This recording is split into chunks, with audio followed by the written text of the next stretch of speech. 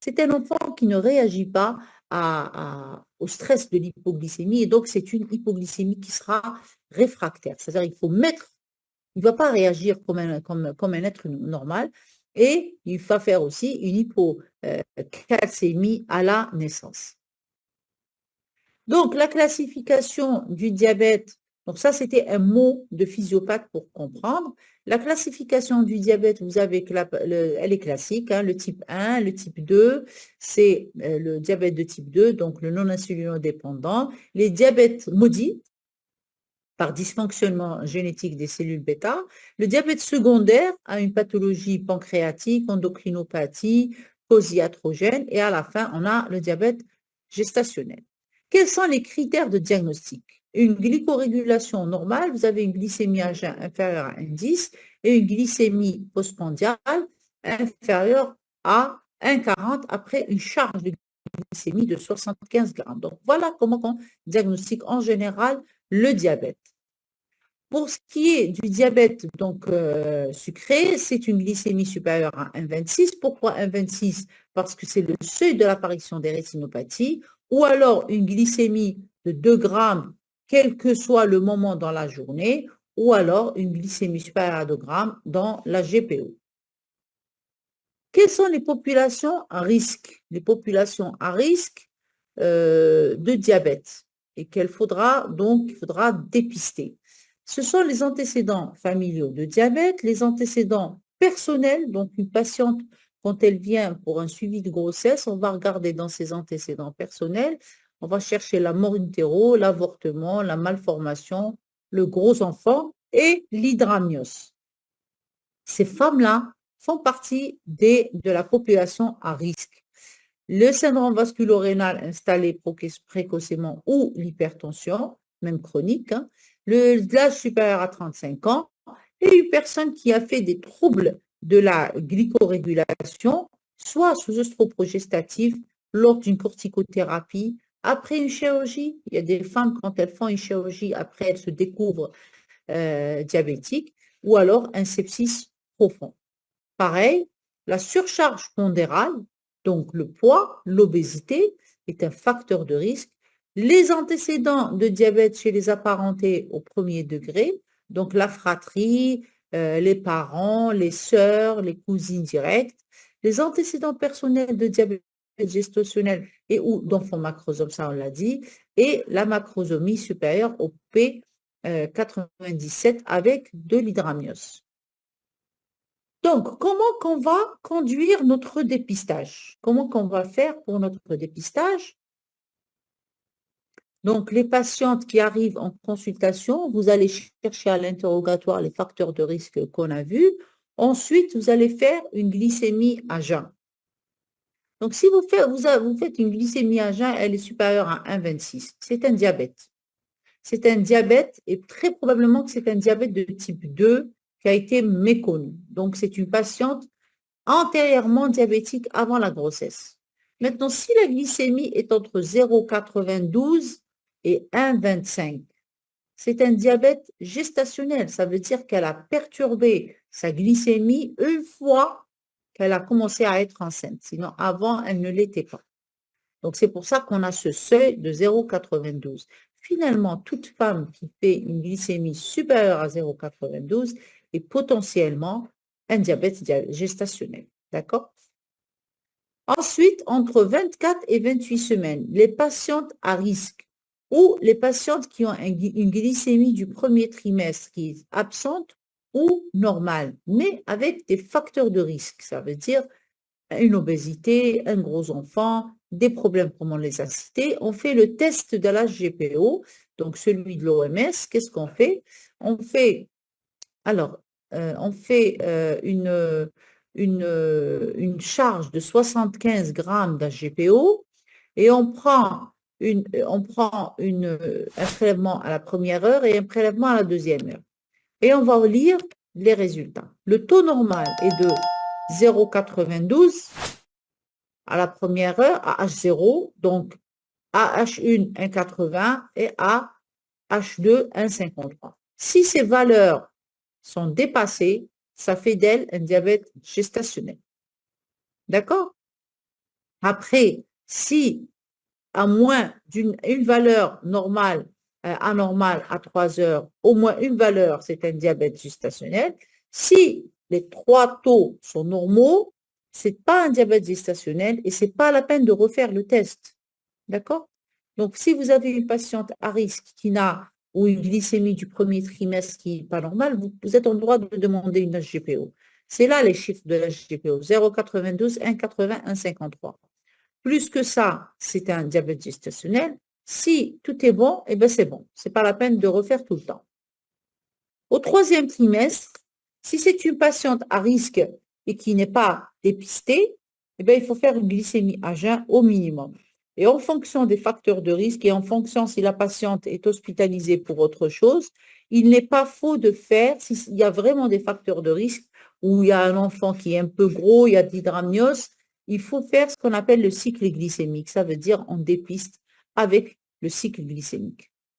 Alors, quel est le pronostic maternel?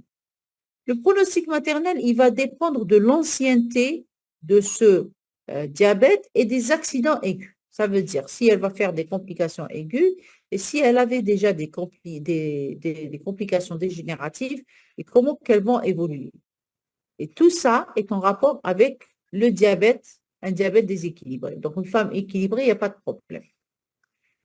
Pour le fœtus, ça dépend de la classification de Prader-Willi qui est ancienne, mais qui nous aide encore à prendre des décisions de voie d'abord et de délai d'accouchement. C'est-à-dire quand est-ce qu'on va faire accoucher cette patiente. Globalement, bon, elle a évolué. Maintenant, on a les F, les H, les tout ça.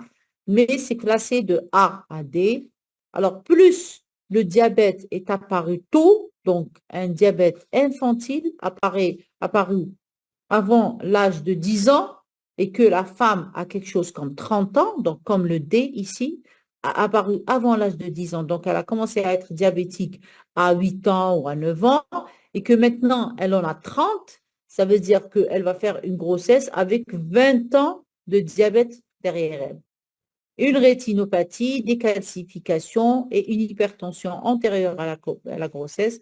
C'est-à-dire que c'est une femme qui est au stade des complications des micro- et macro-angiopathies du diabète.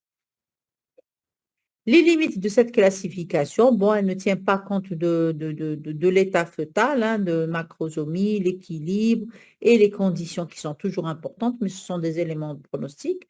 Et donc, on peut prendre en considération d'autres éléments, surtout si la patiente est hospitalisée, qui sont la macrosomie fœtale, l'équilibre diabétique, la qualité du suivi de la grossesse et surtout le niveau du service de néonatologie qui est important. Donc, un service de néonat qui est très évolué, qui peut prendre les tout petits bébés qui ont des respirateurs et tout ça, on est plus à l'aise qu'un service où il y a juste une table chauffante et une couveuse ordinaire. Donc, c'est différent.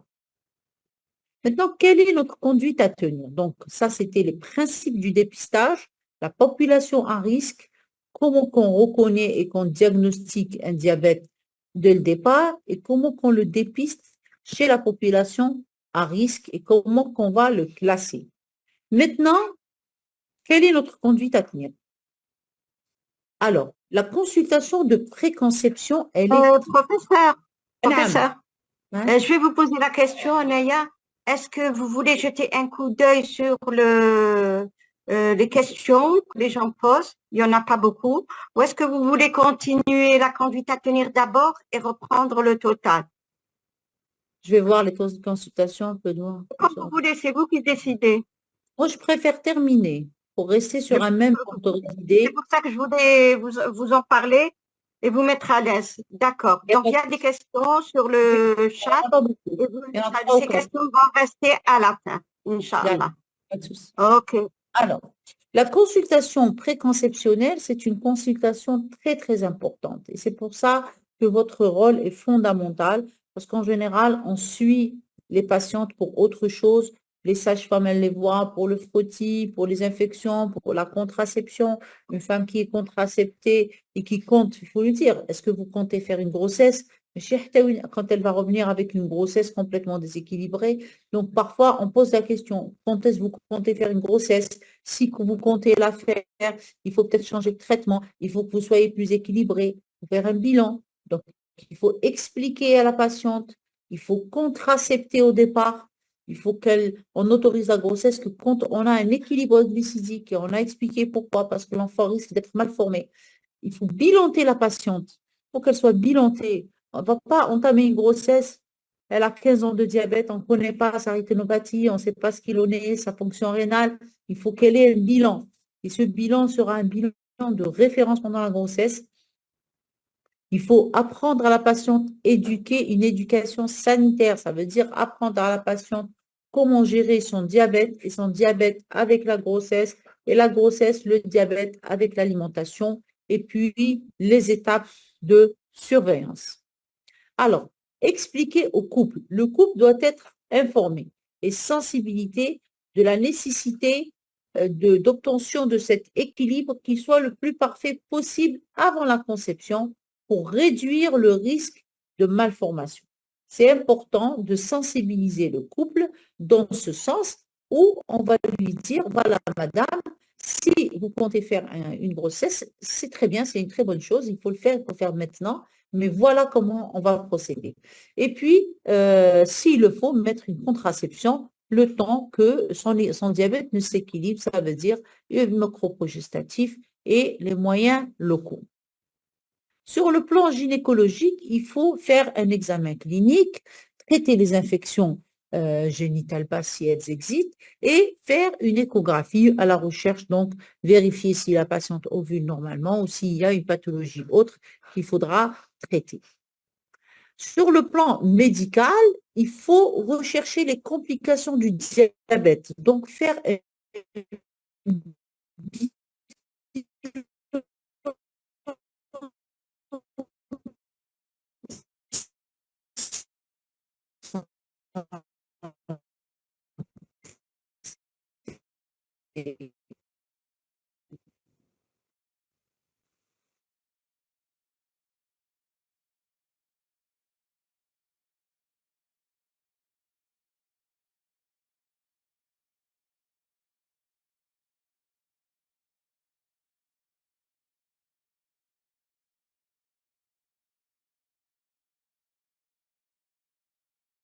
sensibiliser la patiente dans ce sens.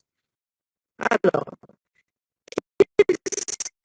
ces complications-là. La rétinopathie, comme je vous ai dit, il faut faire un fond d'œil, une angiographie, traiter au laser.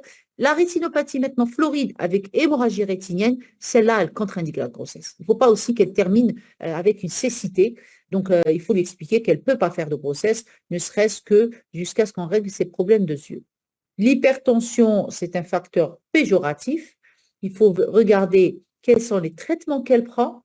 Parfois, il faut pas qu'elle fasse sa grossesse sous n'importe quel traitement. Si elle est sous inhibiteur d'enzymes de conversion, c'est un peu tératogène. Il faut prendre contact avec son médecin, qu'il la mette sous traitement autre et qu'il équilibre sa tension avant la grossesse.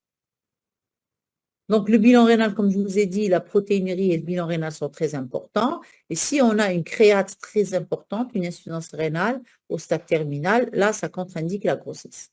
La coronaropathie, il faut un examen cardiovasculaire, ECG et échocardio. Et s'il y a altération profonde de la fonction cardiaque, ça contre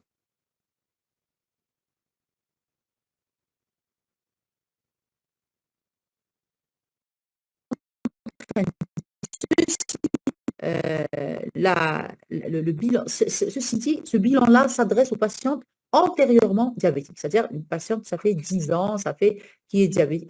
Elle sait qu'elle est diabétique et vous le savez. Ce n'est pas un diabète gestationnel découvert actuellement. L'éducation de la patiente sur le plan médical et sanitaire, le but, c'est d'avoir une glycorégulation parfaite avant la conception. Vous lui expliquer pourquoi et apprendre à adapter le diabète, la grossesse, les efforts, l'alimentation, tout cela, si elle arrive à le maîtriser et si on arrive à lui expliquer correctement, ça veut dire qu'on aura une grossesse relativement simple. Les objectifs, quels sont les objectifs? faut lui dire qu'il faut avoir une glycémie à jeun inférieure à 0,95 et une pause prandiale inférieure à 1,20. Ça veut dire le matin, quand elle se réveille, c'est inférieur à 0,95 et 2 heures après son déjeuner, il faut qu'elle soit inférieure à 1,20. Bon, les moyens pour avoir cet équilibre, c'est l'alimentation. Donc, il faut qu'elle soit normocalorique, entre 1600 et 2000 kilocalories. Des glucides, 50% de glucides, mais pas les rapides, les glucides lents.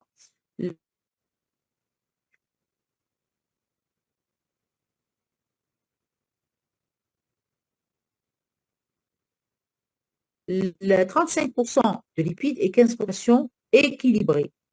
Ça veut dire qu'elle a pris conscience de son problème. Le poids, c'est très important.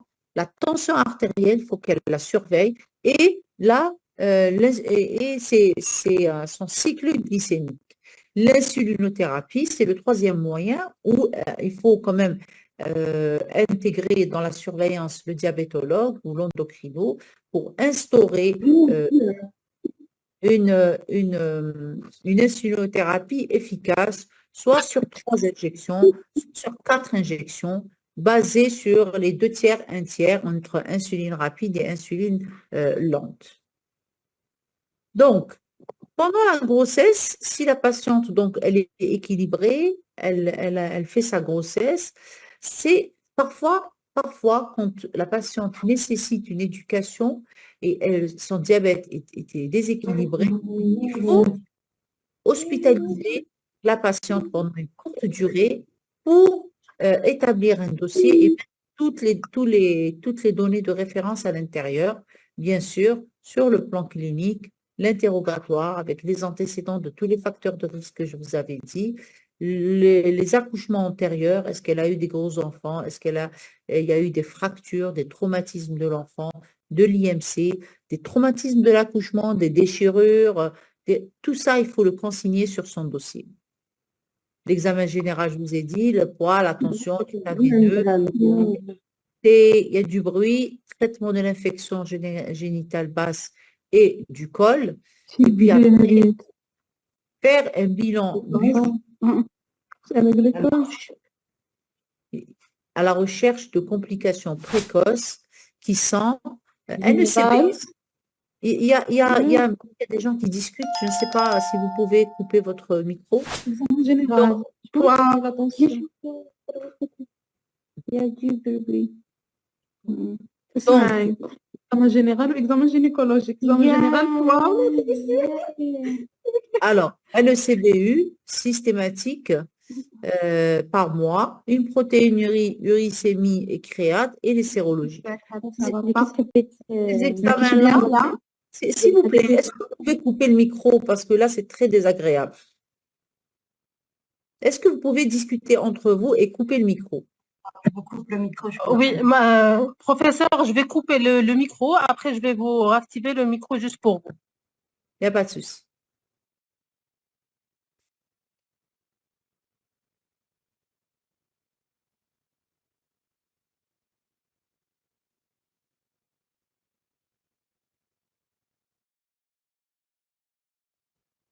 Je peux reprendre? Vous m'écoutez?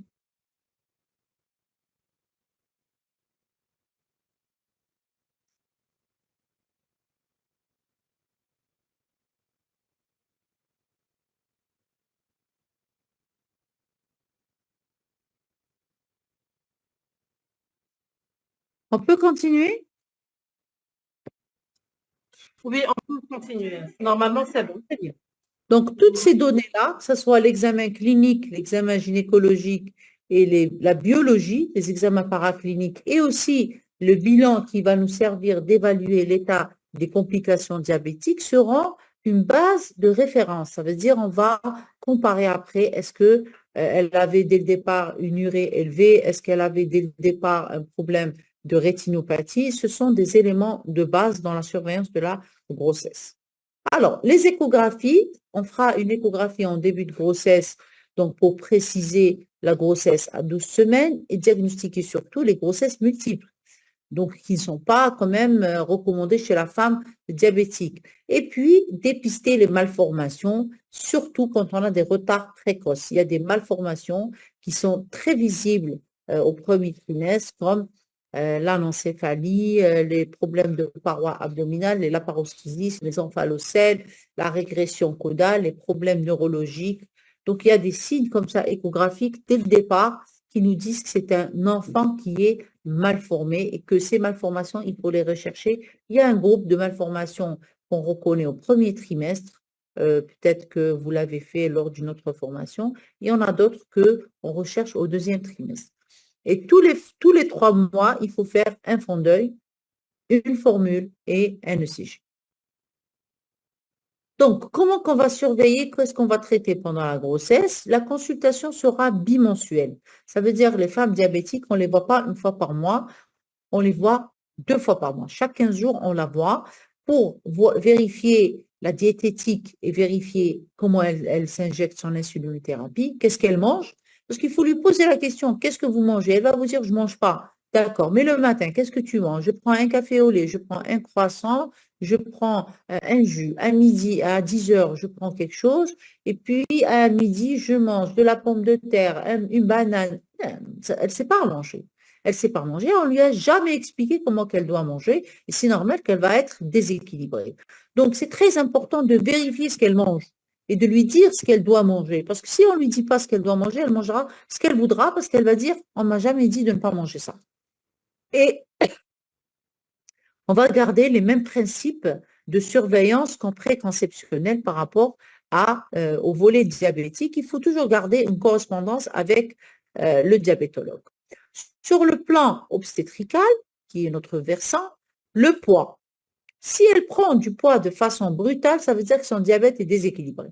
Qu'elle vous dise ce qu'elle veut. Si elle a pris 15 kilos en 3 mois, c'est pas normal, c'est qu'elle mange ce qu'elle veut et son diabète est déséquilibré. La tension artérielle, à partir de 13,8, il faut chercher une hypertension qui s'installe secondairement sur ce diabète. Et la hauteur utérine, il faut la vérifier. Des fois, elle n'est pas facile chez les femmes obèses, mais si elle a pris une hauteur très importante et de façon brutale, ça veut dire que l'enfant est gros et que l'hydramnios est là. De toutes les façons, un enfant gros et un hydramnios sont un témoin direct d'un diabète déséquilibré. Ça veut dire qu'elle vous dit ce qu'elle veut, qu'elle vous ramène toutes les tables qu'elle voudra. Si l'enfant est gros et qu'il y a de l'hydramnios, ça veut dire qu'elle n'a pas eu un diabète équilibré. Il faut toujours rechercher les malformations à l'échographie, donc aux échographies morpho qu'on fera entre 22 et 24 semaines, et puis toujours évaluer le risque de menace. Parce que si l'enfant grossit et qu'il y a de l'hydramnios, le col risque de s'ouvrir et l'enfant de mère diabétique, déjà que c'est compliqué, s'il naît prématurément, c'est encore plus compliqué. La recherche des complications, l'infection urinaire surtout asymptomatique. Elle n'a pas de symptômes et elle peut être à l'origine du déséquilibre du diabète. Donc, il faut faire un ECBU systématique par mois. Et donc, elle peut être la source de déséquilibre et de menaces et de mort in utero par acidocétose. L'HTA et la toxémie, à partir de 13,8, 14,8, 14,8 déjà, on met un traitement. Et à partir de 13,8, on commence à surveiller. L'abstix, avec la protéinurie des 24 heures, si il est positif et de façon importante, c'est un signe péjoratif de la complication. Ça veut dire que si elle fait un diabète déjà qui n'est pas bien, et elle fait de l'hypertension avec une protéinurie massive, c'est un signe de déséquilibre et que peut-être il faut interrompre la grossesse. Alors, troisièmement, la menace d'accouchement prématuré. C'est un signe de déséquilibre. Elle est fréquente quand on a une infection urinaire, une infection génitale basse, de la macrosomie, de l'hydramnios. Tout ça sont des facteurs de risque de menace. Le traitement est difficile. Il faut préconiser le repos, le traitement des infections et puis principalement les antagonistes de l'ocytocine et les inhibiteurs calciques qui peuvent être utilisés de façon régulière, sans problème. Il n'y a aucun problème à les utiliser par rapport aux autres tocolytiques. On peut aussi utiliser le sulfate de magnésium, mais il faut faire très attention lorsqu'on a ce qui est contre-indiqué, c'est les bêta-mimétiques. formellement contre-indiqué. Il peut vous plonger le malade dans un coma acidocétosique. La corticothérapie. La corticothérapie en anténatal, elle est très importante. Donc, pour la maturation pulmonaire, donc, elle va couvrir, donc on la met sous couverture glycémique et en préprandial et on démarre une insulinothérapie si elle n'est pas là. Et la maturation pulmonaire, c'est-à-dire la femme diabétique, elle doit recevoir sa corticothérapie jusqu'à la 37e semaine. Ce n'est pas comme la femme qui n'est pas diabétique jusqu'à 34 semaines. La diabétique, jusqu'à 37 semaines, il y a un retard à la maturité pulmonaire. C'est des enfants, même s'il naît à 37 semaines, il va faire une détresse respiratoire, il va faire des problèmes de pneumopathie. La surveillance maintenant fœtale. Alors, le risque fœtal, c'est l'avortement spontané, les malformations, la macrosomie, la mort in utero, l'accouchement prématuré et l'hypotrophie, surtout lorsqu'on a une toxémie surajoutée. Et tout cela doit être recherché par la clinique, l'ERCF, l'échographie et parfois même la biologie. L'ERCF, alors, chez la diabétique, c'est la seule qu'on fait chez elle 2 ERCF par jour.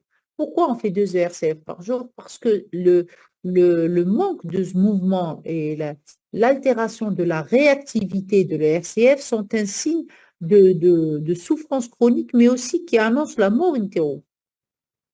Quand une diabétique vous dit « je ne le sens pas bouger », c'est un signe très important. Donc, il faut les écouter. Faire un ERCF, oui, mais quand elle vous dit « il ne bouge plus », c'est un signe très, très important à prendre en considération. Alors, quelle est la prise en charge qu'on va faire? Bien entendu, attendez, je reviens en arrière, l'échographie. L'échographie, c'est pour la surveillance, surtout du volume fœtal, donc la biométrie, selon les percentiles, et la quantité de liquide avec la présentation du fœtus.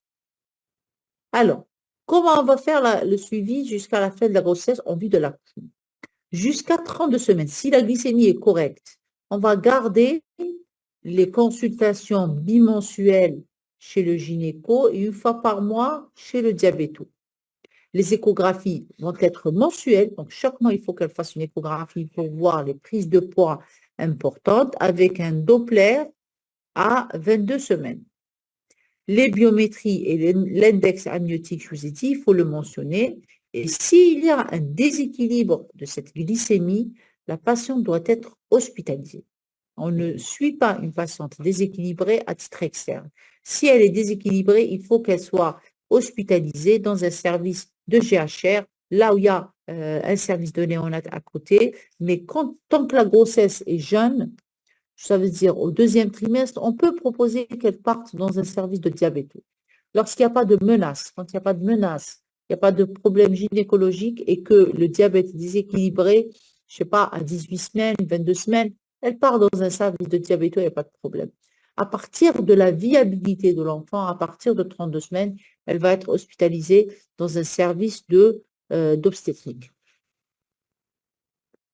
Alors, à partir de 32 semaines, quand c'est équilibré, on peut éloigner donc en mensuel, en bimensuel, avec une échographie toujours mensuelle et une hospitalisation, je vous ai dit, à chaque fois que c'est déséquilibré. Il n'y a pas d'hospitalisation systématique à 36 semaines si le diabète est bien équilibré.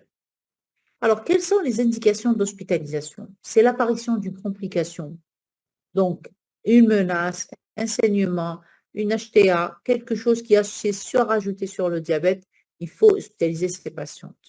Un diabète déséquilibré ou un diabète compliqué, la patiente doit être hospitalisée. Parfois, l'éloignement et le niveau socio-économique bas imposent une hospitalisation dans un service public pour justement assister ces patientes. Et les patientes indisciplinées, celles-là, elles sont championnes parce qu'elles ont dans leur tiroir des choses incroyables. C'est incroyable les choses que j'ai vues dans les tiroirs des patientes. C'est celles qui ont le plus de chocolat, le plus de... J'ai vu même du miel, j'ai tout vu. J'ai vu des cartons de jus. elles ont peur d'une chose, c'est de faire une hypoglycémie. Elles vous disent, j'ai tout ça. Non, non. Il faut, je vous ai dit, lui poser la question. Maintenant, il y a des femmes démunies, il faut les hospitaliser et en contrepartie, leur assurer par l'hôpital une alimentation correcte et protidique. Maintenant, quand est-ce elles vont accoucher? C'est ça le problème, c'est quand est-ce qu'elle va accoucher? Il ne faut pas qu'elle accouche trop tôt, il ne faut pas qu'elle accouche trop tard, parce que si elle accouche trop tard, elle va mourir.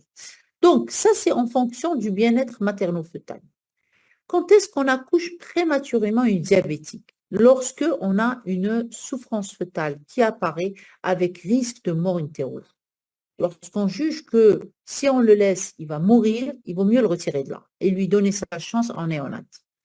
Ça, c'est par rapport à l'enfant. Par rapport à la mère, lorsqu'il y a une sévérité sur sa prééclampsie, une HTA sévère, une prééclampsie sévère avec une protéinurie massive, avec diabète, il faut interrompre la grossesse. Un placenta très bien, un diabète très déséquilibré avec une acidocétose et des risques de coma, il faut interrompre la grossesse et hospitaliser rapidement la patiente. Parfois, elle passe en unité de soins intensifs. L'apparition ou l'aggravation d'une complication dégénérative. Si vous aviez les documents de départ et elle avait une rétinopathie stade 1, il n'y a rien du tout, et au 3e trimestre, vous allez trouver une rétinopathie très importante, floride avec hémorragie, non, là, ça veut dire que la grossesse a aggravé les lésions. Et donc, il faut interrompre la grossesse.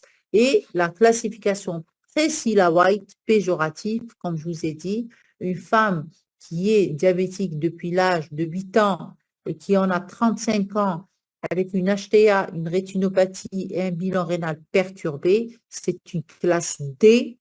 Et si elle a une insuffisance rénale, donc on va surclasser. Là, il faut interrompre prématurément la grossesse. L'accouchement à terme, donc, vous voyez, 38-41 semaines, donc pratiquement à terme. Si c'est un diabète gestationnel bien équilibré, bien toléré, sans complications fœtales, cette grossesse, elle est dite normale. Ça veut dire qu'elle est assimilée aux grossesses normales. 38 et 6 jours, là, ça veut dire entre 38 et 39 semaines de terme retenu pour un déclenchement du travail. C'est-à-dire que la patiente est hospitalisée pour préparer son accouchement et une maturation du col. Maintenant, si le diabète est mal équilibré ou avec des retentissements sur le fœtus, il est toujours recommandé de ne pas dépasser les 38 semaines révolues. Donc, 38 semaines révolues, une diabétique doit accoucher. La voie d'accouchement, très importante, toujours, c'est quand et comment. Elle dépend du contrôle glycémique, de la classification de Priscilla-White, donc, et les Pedersen d'aggravation, donc je ne les ai pas cités ici. Maintenant, si le travail est long, il y aura des conséquences graves sur le diabète maternel et le fœtus. Là, ça dépend aussi de la disponibilité des moyens de maturation du col. Alors, nous, on veut bien promouvoir l'accouchement par voie basse, mais il faut avoir le gel, il faut avoir les produits qui ouvrent le col pour permettre l'accouchement par voie basse et bien entendu les conditions obstétricales, c'est-à-dire ce n'est pas un utérus cicatriciel, bassin limite, gros enfant, et nous on va essayer de la faire accoucher, donc il faut être raisonnable. Si c'est un gros enfant, il ne faut pas qu'elle accouche par voie basse. L'accouchement par voie basse, donc dans quelles conditions? Après maturation du col et déclenchement, sous monitorage continu du fœtus, une glycémie normale, d'un dépistage précoce des signes de souffrance, ça veut dire qu'il soit sous ERCF, il faut toujours se méfier de l'arrêt de progression pendant le travail, les engagements difficiles, ça risque de dystocie des épaules est très importante et de mort du travail et d'accouchement traumatique. Là, il faut vraiment faire très attention et s'arrêter. Quand est-ce qu'on indique une césarienne de première intention? Quand elle a un antécédent de mort in utero. Lorsque l'utérus est cicatriciel, ça veut dire un utérus cicatriciel avec un diabète qui soit de 1 ou 2, le risque de ne pas gérer les deux GHR est très important. la présentation qui soit autre que céphalique. Ça veut dire un siège, autre chose que céphalique, sommet, vous êtes en droit de faire une césarienne. Le déséquilibre du diabète, et à chaque fois qu'on a une complication surajoutée, ça veut dire de l'hypertension ou autre, comme je vous ai bien cité ici, la dystocie osseuse, même limite, un bassin limite, une diabétique n'accouche pas dessus. D'accord? Et si le poids fœtal est estimé supérieur à 4,5 kg, ça, il ne faut pas laisser accoucher parce qu'on risque de perdre l'enfant et derrière l'enfant d'avoir des traumatismes de l'accouchement et peut-être même perdre la malade. La césarienne de deuxième intention, c'est l'échec au déclenchement, l'apparition d'une dystocie ou d'une anomalie pendant le travail et l'apparition, bien entendu, d'une souffrance fœtale. Accouchée, elle est dans le postpartum. Alors, le régime alimentaire dans le postpartum de la diabétique. Donc, diabète, une femme qui se connaît, c'est-à-dire elle était déjà diabétique avant la grossesse. Il faut reprendre l'alimentation rapidement, 2-3 heures après la sortie et le réveil, et faire des auto-surveillances des glycémies jusqu'à 6 fois par jour en pré- et en postprandial. Donc, il faut qu'elle reprenne l'alimentation et qu'elle reprenne la surveillance du cycle glycémique. La patiente va gérer son insuline en fonction du cycle glycémique. En général, qu'est-ce qu'on lui dit? On lui dit, vous réduisez de 50%, la moitié. Si elle a l'habitude de prendre 20 unités le matin, elle va prendre 10. Et en fonction de l'alimentation, elle va encore diminuer. Donc, on rentre dans l'autorégulation du postpartum. Elle reprend, elle diminue, au début, elle ne prend pas, elle reprend l'alimentation et elle va diminuer ses doses d'insuline et puis après, elle va augmenter ou diminuer en fonction de son cycle. En cas de diabète gestationnel, ça veut dire que c'est une patiente qui n'a jamais été diabétique avant et que maintenant, elle est devenue diabétique pendant cette grossesse. Eh bien, après l'accouchement, elle arrête définitivement elle arrête l'insuline après l'accouchement et elle va faire des cycles glycémiques en pré- et postprandial pendant 48 heures et on va voir. Il faut qu'elle reprenne rapidement son alimentation et son régime alimentaire va être normal. Ensuite, en fonction de ces glycémies, on va voir ce qu'on va faire. Et si les objectifs glycémiques sont atteints, donc inférieurs à 0,92 et 1,2 ne sont pas atteints pour 90% des dextros au bout de 48 heures, ça veut dire que cette patiente va rester avec une glycémie perturbée pendant plus de 2 jours. Là, ça veut dire qu'il faut prendre contact avec un diabéto ou un endocrino pour réguler son diabète.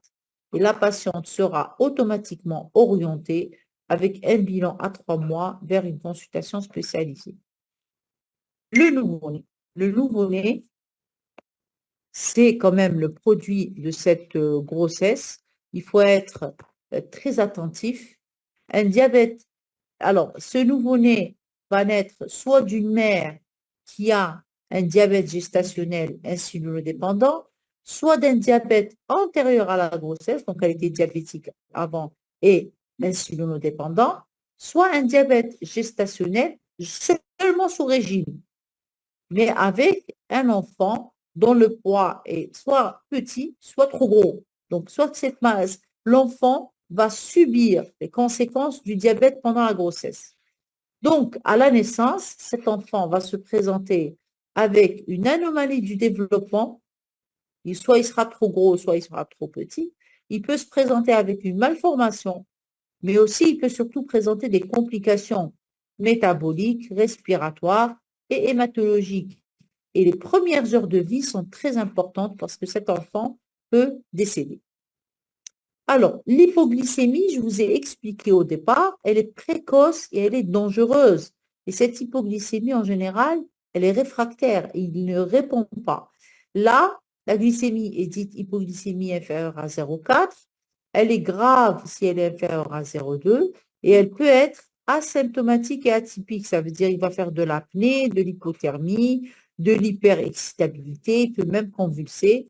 Le traitement, c'est une alimentation précoce et répétée, donc rapidement lui donner soit le sein, soit le biberon, hein, ou une alimentation au gavage. soit, si il y a un échec quand même, il faut lui mettre du G10 à raison de 8 mg kilo par minute avec du glucagon. De toutes les façons, à chaque fois qu'il y a naissance d'un enfant de mère diabétique, il est souhaitable et recommandé d'avoir un pédiatre à côté. S'il n'y a pas le pédiatre, la sage-femme doit se voir prendre en charge cet enfant. Les complications respiratoires, c'est quoi? C'est le syndrome de détresse respiratoire. Pourquoi? Parce qu'il y a un retard, je vous ai dit, maladie des membranes hyalines, avec la prématurité, ou alors en rapport avec le retard de maturité pulmonaire. Le syndrome de retard de résorption du liquide amniotique, ça c'est propre aux enfants qui sont nés par césarienne.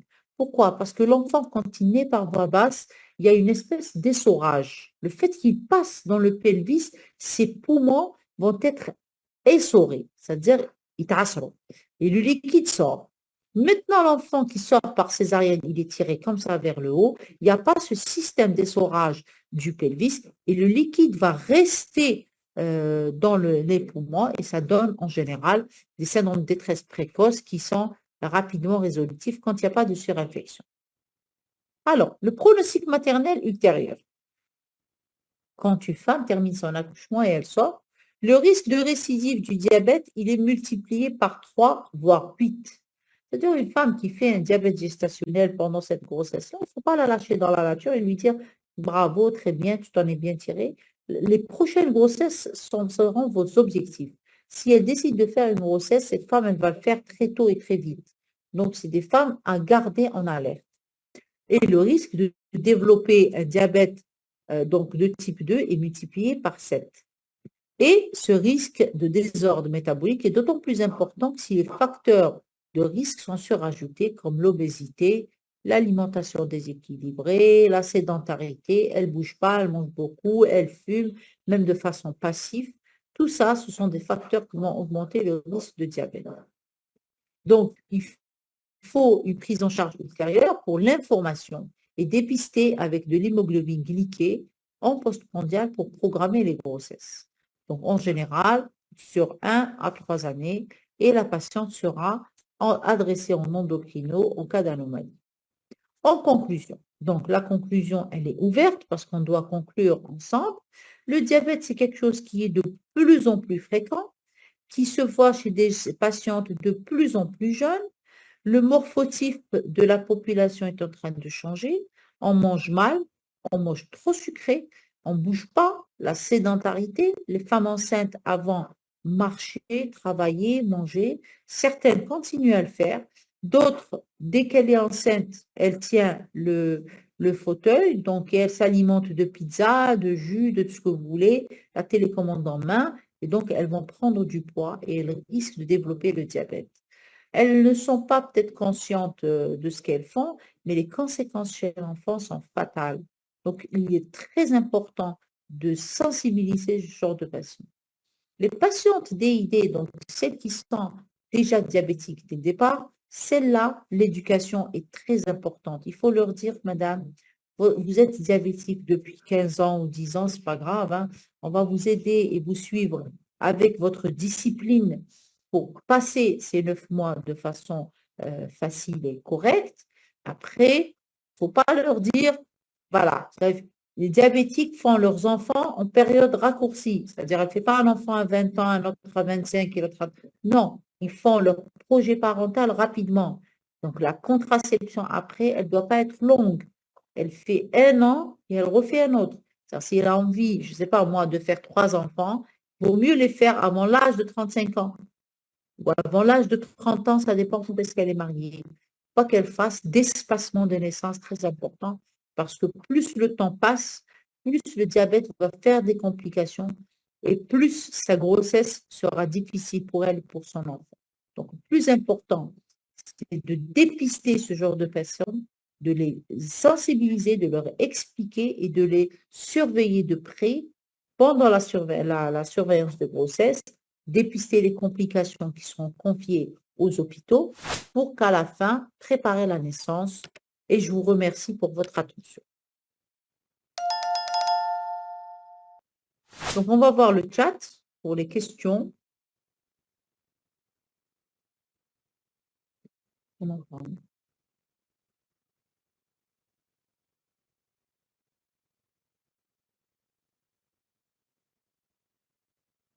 Est-ce que vous m'entendez?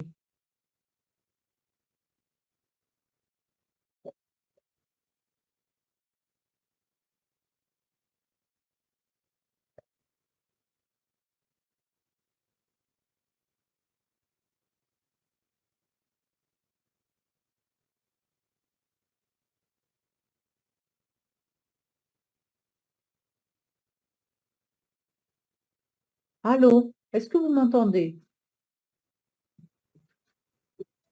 On vous entend très bien, professeur. Alors, est-ce qu'on va commencer à prendre les questions? Oui, alors, il y a sur le chat. Attendez. Très bien. Donc, vous pouvez commencer à répondre. Comme ça, on va faire une heure, voilà, une demi-heure ou une demi-heure, je pense, ça suffira pour répondre. D'accord. D'accord, ok. Donc, alors, alors, je vais voir le chat. Qu'est-ce qu'il y a comme question? Il y a beaucoup de questions. Sortir ou rentrer, non. Alors, diabète ou la nécessité de la surveillance de la glycémie chez le macrosome. D'où la nécessité. Antécédents familiaux, premier degré, IMC. Bon, oui, quand on a un enfant gros pendant la surveillance de la grossesse, bien sûr, si on n'a pas d'erreur de terme, s'il n'y a pas, on va chercher les facteurs de risque d'un gros enfant. Premier diagnostic, c'est l'erreur de terme. Ça veut dire on se trompe, il n'est pas gros, on a pris cet enfant pour un 32 semaines, finalement c'est un 34 semaines. Donc, il n'est pas gros. Il y a une erreur de terme. Après, si on vérifie que c'est véritablement un gros, il dépasse les P90, il faut faire une glycémie âgée, faire une glycémie postmondiale, mais faire surtout un cycle glycémique. Il faut la laisser manger comme elle veut et vous lui dites de prendre sa glycémie avant à jeun et après le manger. Vous allez trouver une perturbation de la glycémie. Ça, c'est régulier dans les services. L'âge de la grossesse du diabète gestationnel.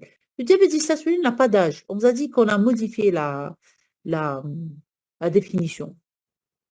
Ça veut dire que avant on disait à partir de 24 semaines. Maintenant, c'est à n'importe quel moment. Vous interceptez une glycémie supérieure à 1,26, c'est un diabète. Si c'est entre 0,95 et 1,26, vous faites le test. Chez les femmes à risque, est-ce qu'on fait la surveillance après la grossesse, même si le test est normal? Alors là, vous l'adressez en dépistage de diabète. C'est-à-dire si elle a une... alors chez les femmes à risque, non, chez les femmes... C'est-à-dire femmes à risque ayant fait un diabète gestationnel, je vous ai dit, on surveille la glycémie et en fonction des facteurs de risque, on peut faire une hémoglobine glyquée à 3 mois. Maintenant, si c'est une femme à risque et qui n'a pas fait de diabète, non, il n'y a pas lieu de la surveiller. Pour la contraception œstroprégative, même la plupart des fois refusent d'arrêter par risque de tomber enceinte et pour d'autres, éviter complètement la contraception, quoi que ce soit, le type par désir de grossesse, malgré les... Comment faire pour eux? Je n'ai pas très bien compris. Pour la contraception œstroprogestative, les femmes diabétiques, la plupart des fois, refusent d'arrêter par risque de tomber enceinte. Bon, l'œstroprogestative, ce n'est pas celle qui est recommandée, surtout celle qui est dosée. Il faut leur proposer des progestatifs, de la mini-progestatif, les micro-progestatifs, mais surtout le DU. La diabétique, il lui faut un DU. Il ne faut pas la mettre sous... Pourquoi vous les mettez sous hormones? Il faut leur placer des DU, pas la ligne. La meilleure contraception chez ces femmes-là, c'est le DU. Après, il faut éviter, pour éviter complètement quoi que ce soit. Voilà. Donc, je vous ai dit, vous leur proposez des DU. Quel est le protocole pendant l'accouchement? Alors là, pendant l'accouchement, c'est un cours. C'est un cours et j'ai supprimé ces slides volontairement parce qu'il y a un protocole particulier chez la patiente qui est sous insuline, comment commencer l'insuline, quand est-ce l'arrêter, surveillance de l'insuline de la glycémie pendant le travail, qu'est-ce qu'on met dans le flacon. Si je détaille tout ça, on est là encore pendant 2 heures. Donc, ce n'est pas l'objectif de la formation. L'objectif, c'est le dépistage et la surveillance. La prise en charge de l'accouchement, je ne l'ai pas détaillé volontairement dans ce topo. La place de l'hémoglobine glyquée dans le dépistage, surveillance et objectif de la femme enceinte type 2. Alors, regardez, il y a une information erronée qui est en train de circuler, et ça, je l'ai vu même chez mes patientes, c'est que je ne sais pas à quel moment l'information de dépister avec l'hémoglobine glyquée s'est installée. L'hémoglobine glyquée est faite pour surveiller, pas pour dépister. On dépiste avec la glycémie à jeun et la GPO. L'hémoglobine glyquée traduit le global de l'équilibre pendant les 3 mois. Maintenant, elle aurait pu faire des déséquilibres très importants pendant quelques semaines, ensuite un régime et ensuite la somme. Même que j'ai eu des patientes que j'adresse pour HGPO perturbé chez nos confrères, ils leur font des hémoglobines glyquées, elle a un 2 grammes à la GPO, un 2 grammes à la GPO et c'est un diabète. Je ne vais pas attendre que son hémoglobine glyquée soit perturbée pour dire que c'est un diabète. Le diagnostic de diabète ne s'est jamais appuyé sur l'hémoglobine glyquée. Donc, l'hémoglobine glyquée est un moyen de surveillance, pas de dépistage. Donc, on dépiste avec les dosages et on surveille avec l'hémoglobine glyquée. Maintenant, chez la femme enceinte, l'hémoglobine, comme vous dites, glyquée, l'hémoglobine chez la femme enceinte, elle est diluée. Donc, ce n'est pas représentatif. La femme qui n'est pas enceinte ou l'adulte en général, son hémoglobine est autour de 12. Donc, l'hémoglobine glyquée va représenter la distribution de cette hémoglobine glyquée dans le corps. Par contre, chez la femme enceinte, à 11, elle est normale. Comment vous allez interpréter son hémoglobine glyquée? Vous ne pouvez pas. Donc, l'hémoglobine glyquée ne fait pas partie des moyens de surveillance et sûrement pas de dépistage ou de diagnostic. On surveille les femmes enceintes avec un cycle glycémique. C'est tout. Et le cycle glycémique, il est très important parce que je vais regarder où est-ce que la vision du diabétologue et de l'endocrino par rapport à l'obstétricien sont différentes. Le diabéto, il la voit sur toute sa vie et on gère toutes les années. Nous, on est obligé de l'équilibrer sur ces 9 mois parce que la conséquence, c'est pas elle, c'est l'enfant. C'est l'enfant. Donc, moi, je regarde exactement si elle a un 1,80 à midi, je lui dis, qu'est-ce que vous avez mangé à 10 heures? Elle va me dire, j'ai mangé un croissant. Je lui dis, tu ne manges plus de croissant. Tu manges une tartine, un pain carré, pain complet, avec un peu de beurre dessus. Tu ne prends pas de banane. Tu ne prends pas de date. Tu ne prends pas, je ne sais pas quoi. Il faut leur nommer. Qu'est-ce que tu as mangé? Elle va vous dire, j'ai fait un écart. J'ai mangé un peu de pommes de terre, j'ai mangé ceci. Mais vous allez mettre le doigt, et surtout, avec le cycle glycémique, par exemple, vous allez avoir des femmes, vous allez arriver à des chiffres très importants d'insuline. Elles vont prendre jusqu'à 60 unités par jour. C'est énorme. Et le matin, elles se réveillent avec un 1,80. Allez. Si vous n'avez pas de cycle glycémique, vous n'allez jamais savoir le problème, il est où. Parfois, on leur dit, même dans la nuit, quand vous vous réveillez, prenez votre glycémie. Et c'est des femmes qui vont faire de l'hypoglycémie dans la nuit avec une hyperglycémie réflexe le matin. Donc, la conduite, ce n'est pas d'augmenter l'insuline, c'est de la diminuer. Il faut diminuer l'insuline pour qu'elles ne fassent pas d'hypoglycémie dans la nuit. Elles vont se réveiller dans la sueur, elles vont se réveiller avec des cauchemars. C'est des signes d'hypoglycémie. Et donc, l'hémoglobine glyquée ne va jamais me permettre. Moi, mon souci en tant qu'obstétricienne, c'est de l'équilibrer de façon stricte sur toutes les semaines qui vont précéder l'accouchement. Après, c'est l'affaire du diabéto, mais il est important d'assurer cet équilibre pendant les mois d'accouchement, les mois de grossesse. Couper le micro, silence, oui. Alors, la surveillance bimensuelle, même chez la femme qui présente un diabète gestational, non. Les femmes qui sont bien équilibrées, non. Les femmes bien équilibrées, je vous ai dit, ça devient une grossesse normale. Vous la suivez comme une grossesse normale. Mais les femmes déséquilibrées ou avec des facteurs de risque, avec des complications antérieures, avec des problèmes chez l'enfant, vous êtes obligé de les voir plusieurs fois. Quelle est la place de la cure en cas de menace? Non. La corticoïde, ce n'est pas pour la menace. La corticoïde, c'est pour l'enfant. L'enfant, c'est pour la maturation pulmonaire. vous leur donnez de la Dexa 12 mg pendant 48 heures, une injection aujourd'hui, une injection demain, et l'enfant, s'il va naître de façon prématurée, il ne va pas faire beaucoup de détresse respiratoire, ça va être simple. Alors, le délai requis pour dire que c'est un diabète n'est plus comme avant après, et est-ce qu'on peut se prononcer le diagnostic de diabète si on trouve des chiffres glycémiques élevés? Ben oui. Alors, dès la première semaine de grossesse, si les chiffres sont élevés, supérieurs à 1,26, ça veut dire que c'est un diabète de type 2. C'est-à-dire que c'est une femme qui était antérieurement diabétique. Maintenant, si c'est un diabète qui est avec des chiffres supérieurs à 0,95 et qui reste inférieur à 1,26, c'est une intolérance. Et de toutes les façons, vous ne pouvez le qualifier que de diabète gestationnel parce qu'il est apparu la première fois lors d'une grossesse. Et après l'accouchement, vous allez suivre cette patiente. Soit qu'elle va normaliser ses glycémies et ça sera réellement un diabète gestationnel.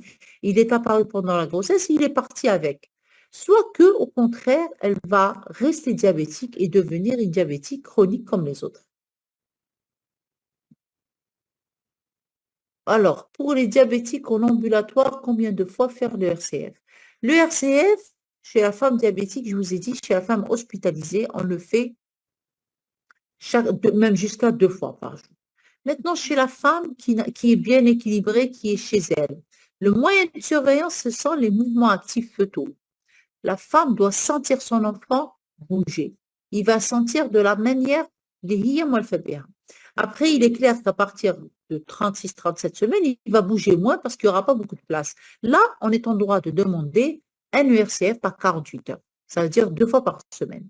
2 fois par semaine, elle fait ERCF, on est bien. Là, elle doit se faire par elle-même. Le personnel ne surveille pas la glycémie des patients. Je suis désolée. Le personnel ne surveille pas. La diabétique, elle s'auto-surveille et elle s'auto-prend en charge. On ne peut pas dire à l'infirmière, va lui prendre sa glycémie 6 fois par jour. Ce n'est pas possible. Donc, c'est à la femme d'apprendre à utiliser le glucomètre et de marquer. Elles peuvent le faire par elles-mêmes. Si vous pouvez refaire les signes échographiques, si le mot d'un fœtus malformé.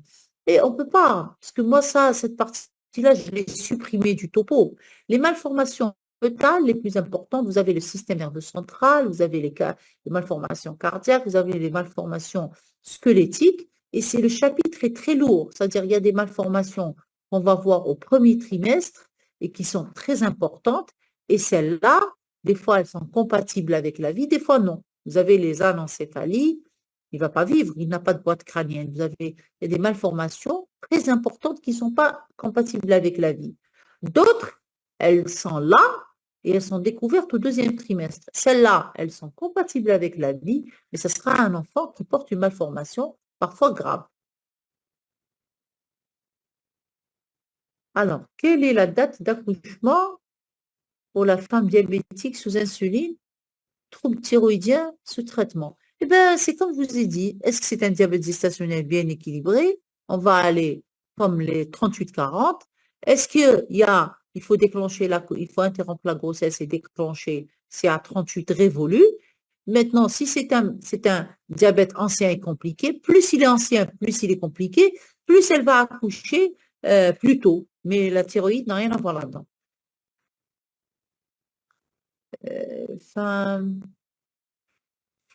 Dosage de l'hypocalcémie, quand et combien le nouveau-né... L'hypoglycémie, c'est les signes. C'est les signes. Le plus important, c'est de faire les signes. Ensuite, je pense que c'est inférieur à 70. Et là, il y a des protocoles spéciaux pour le supplémenter. À partir de quel chiffre on commence l'insulinothérapie? Alors, très bien. Alors, ça, c'est une bonne question. Alors, l'insulinothérapie, quand vous découvrez qu'une patiente a des problèmes de régulation glycémique, la première des choses, c'est de mettre un régime. Un régime, lui expliquer ce qu'il faut qu'elle mange. Elle enlève complètement le sucre rapide. Le sucre rapide, là où il est, il faut qu'elle l'enlève sous forme de jus, de bonbons, de gâteaux, de ce que vous voulez. Et il faut qu'elle fasse un régime où elle réduit sa consommation de sucre et qu'elle répartisse correctement ses repas et qu'elle fait un régime. Elle fait un régime pendant 1 semaine. Elle ne fait pas un régime pendant 3 mois. Ce n'est pas un diabète chronique, c'est une femme enceinte. 1 semaine. Si les objectifs glycémiques que je vous ai donnés sont atteints, inférieur à 0,95, inférieur à 20, c'est bon, on continue sous régime. Si, sous régime, elle continue à faire des 2 et des 1,80 et des 1,50, on installe l'insulinothérapie. D'accord?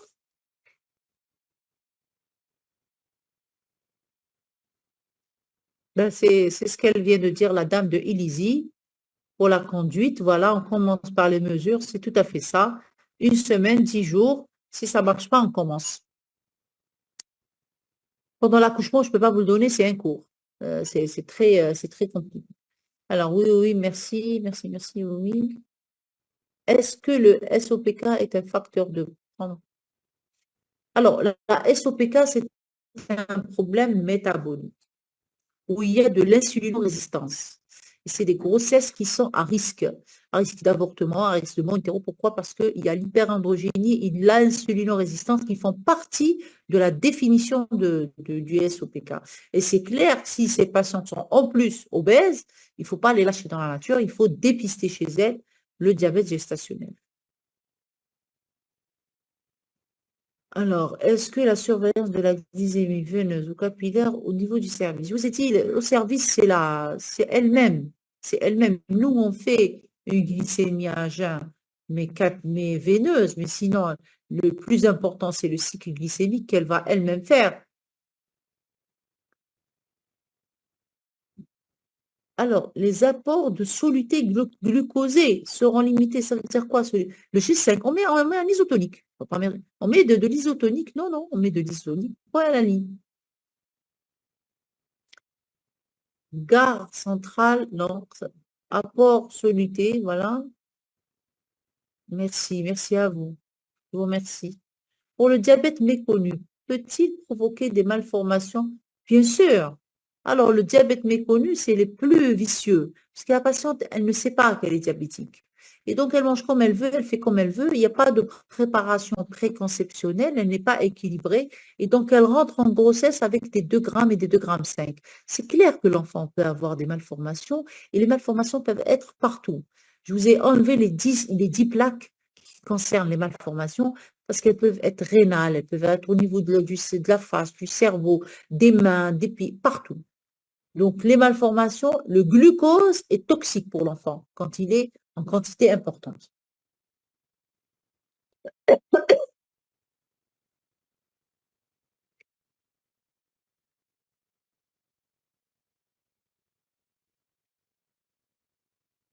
Est-ce qu'on peut? Oui, le test d'HPO, on peut le demander tout le temps.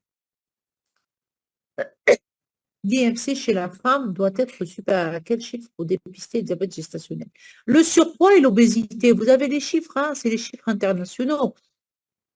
Mais ça, avant la grossesse, vous avez le surpoids, à partir de 25 ou de 27, et vous avez 30, c'est de l'obésité. Ensuite, vous avez l'obésité morbide. Alors, l'SOPK, j'ai déjà répondu. Ça, j'ai répondu à l'insuline pendant la grossesse.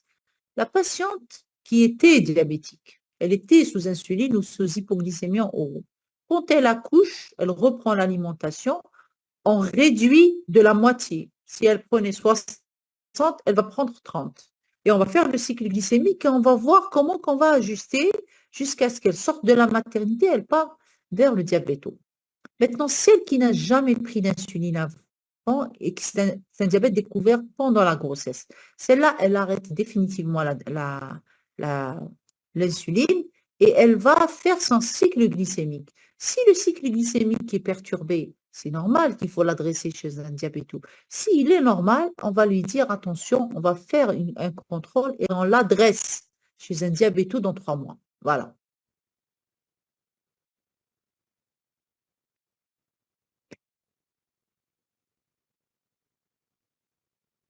Alors, le DU, oui, alors le DU, c'est la meilleure contraception chez la femme diabétique, hein. Je ne sais pas pourquoi il n'est pas très bien utilisé, mais il faut vraiment l'utiliser pour tout le monde. Chez la femme, quand est-ce on demande l'HGPE à chaque fois qu'on a une glycémie perturbée. La maturation pulmonaire, je vous ai dit, plus le diabète est déséquilibré, plus le poumon ne va pas être prêt, hein, il y a de l'immaturité pulmonaire, et donc on donne des corticoïdes pendant 48 heures avec une surveillance glycémique. On peut même rajouter de l'insuline pendant cette période, 48 heures, 12 mg d'exa pendant 48 heures. La contraception en postpartum, la diabétique, juste après l'accouchement, après 28. Juste après l'accouchement, après 21 jours. Alors, la contraception chez la femme diabétique, c'est une autre conférence. Il faut savoir que il faut éviter, donc ça dépend du diabète. Si c'est un diabète équilibré chez une femme disciplinée, tout ce que vous voulez, on évite en général de mettre les oestrogènes, mais on peut mettre des mini-dosés. Maintenant, il vaut mieux aller vers la contraception progestative. Donc, une mini-progestative ou une micro-progestative. Et dans tous les cas, je vous ai dit, il vaut mieux mettre un stérilet. Il faut commencer comme chez toutes les femmes. Hein. Pourquoi ne pas programmer un autre jour pour terminer le protocole? Ok. L'hémoglobine glyquée, je vous ai expliqué pourquoi elle n'est pas intéressante. Quel est le terme idéal pour interruption de grossesse? Il n'y a pas de terme, je vous ai dit. Soit c'est un diabète qui est considéré comme, bien équilibré, elle va accoucher comme les femmes, donc 38 à 40 semaines, soit que c'est un diabète où on veut interrompre la grossesse parce qu'il est un peu gros, parce que voilà, c'est le moment et tout ça, c'est toujours après 38 révolus. L'hypoglycémie, l'HGPO et l'HGPO, on la demande à chaque fois qu'on a une glycémie perturbée. Pourquoi le test d'O'Sullivan n'est plus une technique de dépistage? Si, on peut, c'est plus, on peut. Alors, 30 semaines, hydramnios, macrosomie, une HGPO correcte, pas de diabète. Est-ce qu'il y a un risque d'avoir un diabète durant le reste de la grossesse? HGPO correct. Je vous ai dit, HGPO correct, il faut faire un cycle glycémique. Même HGPO correct. Il faut laisser la patiente manger normalement et lui demander de faire des glycémies pendant, avant et après le manger. Et vous allez voir quand est-ce qu'elle déséquilibre son... Et vous allez avoir quelques glycémies perturbées. Après, si c'est normal, c'est normal. Si on trouve une glycémie à 0,92 à 20 semaines, on peut demander à GPO. Oui ou non, vous pouvez la reprendre, c'est-à-dire à respecter les 12 heures de jeûne et refaire une glycémie. 0,92, c'est limite normale. Donc, oui et non. Vous pouvez attendre 24 semaines et la refaire. Alors, des fois, on se trouve avec des masses cutanées. Est-ce que la dose d'insuline est stockée? Ça, c'est l'hypodystrophie. Ça, c'est un réel problème chez les diabétiques chroniques et c'est une source de déséquilibre. Je pense que maintenant, il y a les stylos. Il faut il y a une technique pour faire le tour des cadrans pour ne pas avoir ce... Ça peut être une source, oui. Pour les chiffres GPO, les dosages, est-ce qu'un seul chiffre suffira pour poser le diagnostic? Oui, ça, je vous ai dit. Est-ce que le test post-charge, la glycémie, c'est la glycémie glyquée? Est-ce que le test post-charge, non, je n'avais pas compris cette question. Après l'accouchement, il y a un risque que le nouveau-né sera... Alors non, le risque pour le nouveau-né dépend beaucoup plus de son père. Plus il y a dans la famille paternelle de diabétique, plus l'enfant risque de développer un diabète. Par contre, il risque de maintenir cette obésité, et surtout s'il la maintient au-delà de 2 ans. Et d'ailleurs, il y a un guide national pour l'obésité de l'enfant, et qu'on avait travaillé sur la femme obèse qui fait une grossesse et sur l'enfant né obèse et qui le devient. Et cet enfant, s'il a cette obésité et qu'il la maintient, il y a un risque qu'il la garde, et s'il la garde, il y a un risque qu'il devienne diabétique.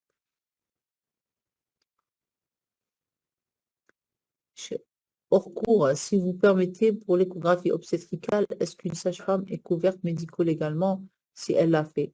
Ça, je ne peux pas vous répondre. Hein. L'échographie, il faut qu'elle ait une formation pour ça et qu'elle soit habilitée à le faire. Maintenant qu'elle le fasse, elle l'a fait. Mais maintenant, si elle se trompe, elle assume. Je ne sais pas.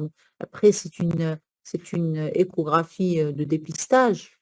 Il ne faut pas passer à côté de problèmes très importants. Pour que vous ayez le droit et la qualité et la qualification de faire ces échographies. Merci, merci. CHU, tachycardie mentionnée sur ERCF chez une MAP avec une glycémie. Tachycardie de qui? De l'enfant sur le RCF. Bon, la tachycardie chez le RCF, elle a ses étiologies, hein. Elle a ses étiologies. Donc, vous pouvez avoir une malformation déjà cardiaque. Il peut y avoir un problème. Parce que, attention, un diabète déséquilibré, vous savez, le diabète, on peut faire un congrès sur le diabète. Donc, il se dépose dans il se dépose dans les tissus conducteurs et les tissus conducteurs du cœur. C'est-à-dire, il peut faire des troubles du rythme juste à cause de ce trouble d'épaisseur dans la paroi interventriculaire. Alors, où est-ce qu'on en est? Diabète avec HTA, déclenchement se fait avec du sérum glucosé toujours. Quelle est la relation entre le décès? C'est ce que je viens de dire. La relation entre la mort subite de l'enfant chez la femme diabétique, c'est que quand le diabète est déséquilibré, il y a un épaississement des tissus conducteurs du cœur. C'est pour ça qu'ils font des morts à liquide clair, parce qu'il fait un arrêt cardiaque, il fait un bloc auriculo-ventriculaire complet. C'est un enfant qui fait un arrêt cardiaque, donc il meurt alors qu'il n'a pas souffert. Et ces troubles-là sont dus aux épaississements, à ce dépôt au niveau des tissus conducteurs du cœur.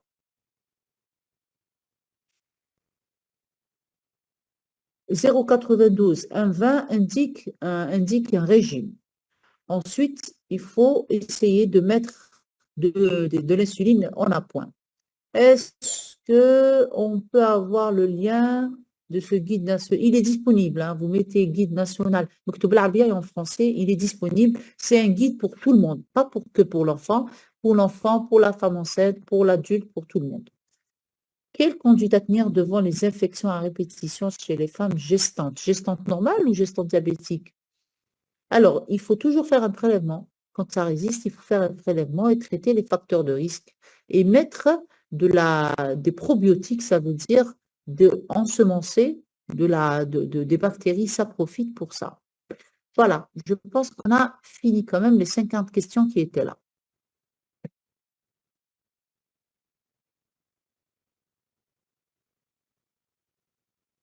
Est-ce qu'il y a un risque de malformation fœtale en cas d'hydramnios chez une femme dans la glycémie?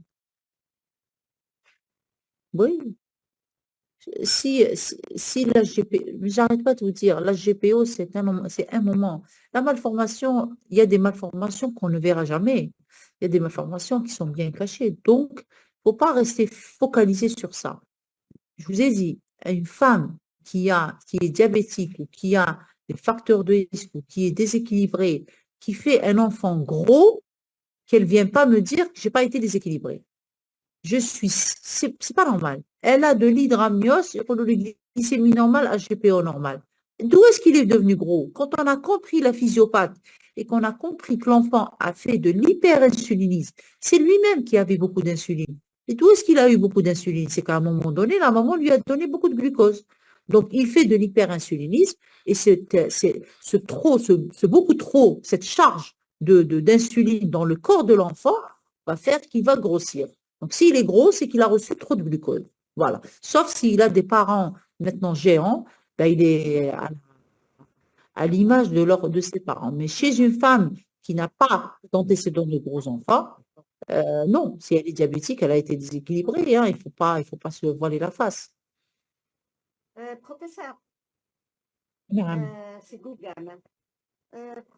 Oui, madame Gougam, comment ça va? Je viens de finir avec la formation. Ce que je voulais vous poser comme question, c'est qu'est-ce que vous attendez? On va rentrer dans un autre cadre, pas de formation continue. Si vous aviez, vous devez travailler en collaboration, vous, les gynécologues, les gynéco-obstétriciens, avec les sages-femmes. Qu'est-ce que vous attendez devant une sage-femme qui reçoit une femme connue et un autre contexte, une femme méconnue diabétique? Alors, une femme connue diabétique. Maintenant, j'espère qu'elle la voit avant sa grossesse. J'espère qu'elle va voir rapide, j'espère, parce que Romain, ils les connaissent. C'est des PMI dans des localités comme ça, ils les connaissent. Si elle a un dossier chez elle, elle la connaît diabétique.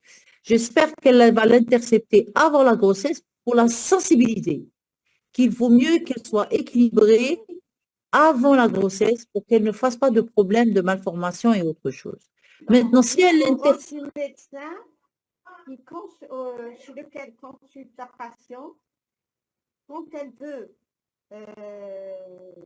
quand elle est en âge de procréer, elle la transfère à la sage-femme. Elle la transfère à la sage-femme. Non, non, mais la sage-femme peut. Non, mais la sage-femme, découvrir une femme diabétique au cours d'une consultation pour pilule ou pour autre chose. Très bien. Très Ouais, bien. quand elles font de la consultation, elles sont dans les EPH, elles voient les femmes, les jeunes filles qui ont fait, par exemple, elle a fait cette fois-ci une jeune femme, elle a fait une grossesse, elle a fait un diabète gestationnel, et voilà, elle l'a vu, elle a sorti, il faut qu'elle lui dise que la prochaine fois, il faut qu'elle programme sa grossesse. Maintenant, celles qu'elles interceptent pendant les consultations ou en urgence, où elles consultent pour autre chose et elles sont enceintes et déjà diabétiques, d'abord, c'est l'éducation et la sensibilisation par rapport au régime. Surtout le régime. Le régime règle beaucoup de problèmes. Après, l'insulinothérapie, bien sûr, elle va le faire avec le médecin. Et j'imagine qu'ici, il n'y a pas que des sages-femmes, il y a beaucoup de médecins. Donc,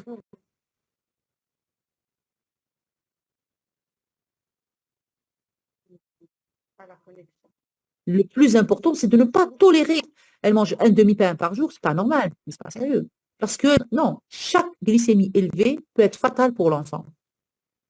Donc, les professionnels de la santé qui sont à la base de la prise en charge de la femme, qui sont les médecins de proximité, le médecin généraliste, le personnel des EPH et des PMI, la sage-femme, là où elle est, ont un rôle très important déjà pour l'information, pour lui dire que ce n'est pas normal. Pour lui dire que ce n'est pas normal et que tu dois consulter et que tu dois respecter ton régime et que l'insuline tarde de se prendre de l'insuline. Il y a un problème. Parce que je ne sais pas quand est-ce que cette information est passée, mais les femmes font tout pour ne pas prendre d'insuline. Comme si c'était la fin du monde si elles prenaient de l'insuline.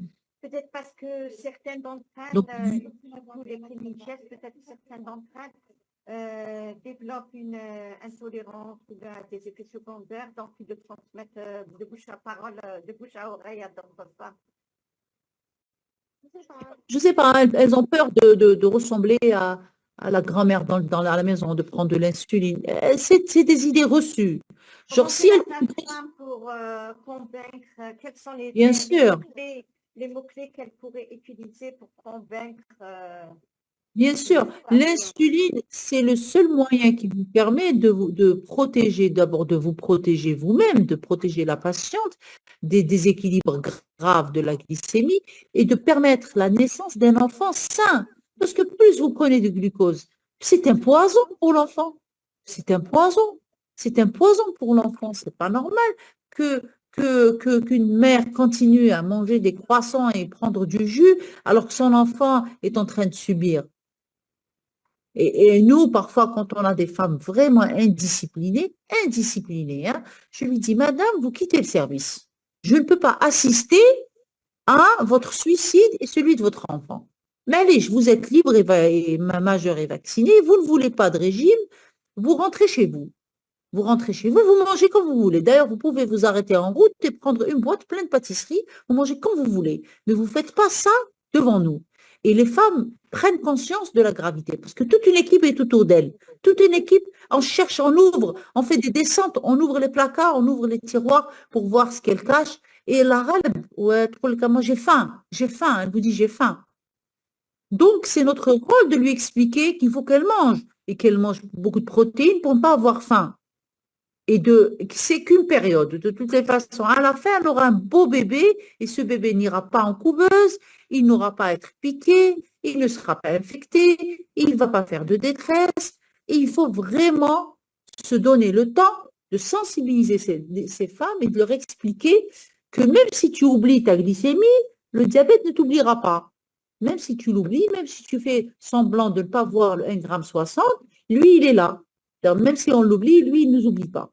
C'est une maladie chronique, la râle, c'est comme ça. Je vais juste attirer votre attention, chers collègues, que tout ce qui est des questions sur le DU, vous le mettez de côté parce que c'est vraiment un cours. Pardon, je n'ai pas entendu. Il y a une question sur le DU, l'utérus cicatriciel, oui. Chez la diabétique. Je me suis dit que vraiment, ça va vous prendre beaucoup de temps par rapport à vous pour expliquer. Donc, à vous de voir. Hein. Là, Madame Gougam, il y a beaucoup de bruit autour de moi. Il y a une question. Oui. Sur l'utérus cicatriciel et le DU, l'utilisation du DU. Du stérilet, le cicatriciel et le stérilet. Oui. Chez la femme, oui. Femme diabétique. D'accord. D'accord, c'est ça la question. Je leur ai dit, tout ce qui est DU, on peut le mettre de côté en une autre formation. Oui, de toute façon, on ne peut pas tout dire. Il y a la contraception de la femme enceinte, c'est un cours à part. L'accouchement, c'est un cours à part. L'enfant de mère diabétique, c'est un cours à part. Donc, le diabète est au centre et la femme avec. Donc, il y a la contraception de la femme enceinte, c'est un paquet, hein, c'est un paquet. Et le stérilet, c'est le plus simple à manipuler. Donc, il ne faut pas hésiter à le proposer. Bien sûr, ce sera l'occasion de faire un dépistage du col et de placer le stérilet. Et en général, les femmes, par contre, les femmes, je vous ai dit, qui sont diabétiques, surtout les DID, celles-là, il ne faut pas les contracepter longtemps. Il faut qu'elle ait leur projet parental avant de prendre une contraception qu'on appelle l'ARC, c'est-à-dire les contraceptions de longue durée. Voilà. De toutes les façons, c'est une conférence qui c'est pour expliquer un petit peu comment le diabète s'installe sur une grossesse, comment que ça cohabite avec une grossesse, quel est notre rôle. Si on ne sensibilise pas, si on n'explique pas, on ne peut pas gagner la partie avec la patiente. Elle va manger, elle va faire des écarts de régime et quand même, on la suit pendant des mois. Après, vous avez une mort in utero, c'est terrible. Quand même, c'est terrible. Donc, il n'y a pas plus beau que de la voir sortir avec son enfant et il faut toujours lui positiver la chose. Voilà ce que vous aurez à la fin. Si vous ne faites pas ça, vous risquez d'emmener votre enfant dans... Il n'y a pas de couveuse, et il s'infecte, détresse respiratoire. Je préfère qu'il reste dans ton ventre. C'est le meilleur endroit dans ton utérus. C'est le meilleur endroit qui pourrait exister pour un fœtus. Il est dans votre utérus. Ne l'intoxiquez pas avec ce glucose. Arrêtez de prendre du glucose. Prenez des alternatives. Prenez de la protéine. Prenez des sucres lents. Il ne faut pas lui dire qu'il ne faut rien manger. Parce qu'elle va avoir faim, elle va tout manger. Il faut lui expliquer quels sont les aliments. Et là, c'est très important d'avoir quand même, moi j'encourage d'avoir des diététiciens et des conseils diététiques hein, pour leur expliquer ce qu'il faut manger. Il y a eu des formations quand même par rapport à ça. Nous avons fait des formations, il faut les répéter, des formations concernant la nutrition et le... Très bien. Moi, nous, on leur remet des papiers comme ça, des feuilles. Il faut toujours refaire et refaire. En tout cas, on apprécie énormément l'intéressement de nos sages-femmes. Vraiment, il y a des comme ça, vraiment, elles sont toujours à jour avec leurs questions. Professeur Farah, merci à vous. Je pense qu'on est vraiment vers la fin. Là, on doit clôturer. Je veux dire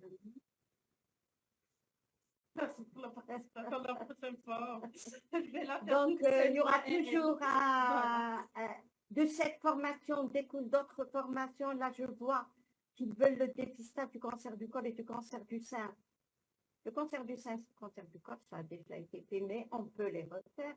La contraception, la même chose, mais on pourra les refaire. Attendez 2025, parce que là, c'est exactement. Merci, professeur. Vraiment, c'était un plaisir de travailler avec vous. Donnez un dernier mot. Je vous remercie, Madame Gouga, je remercie Madame Marie et tout votre staff de nous ouvrir encore une fois ces espaces de communication. C'est un plaisir pour nous d'être au contact de personnes à travers le Zoom. d'informer, de partager. Donc, tant qu'on peut, on prend ce genre de formation pour l'intérêt global et général, que ce soit de la corporation de médical et surtout pour nos patientes. Donc, je vous remercie et j'espère vous retrouver une autre fois pour un autre thème. Merci beaucoup. Inch'Allah, Inch'Allah, Inch'Allah. Merci à vous, merci tout le monde. On se dit à très bientôt. Au revoir.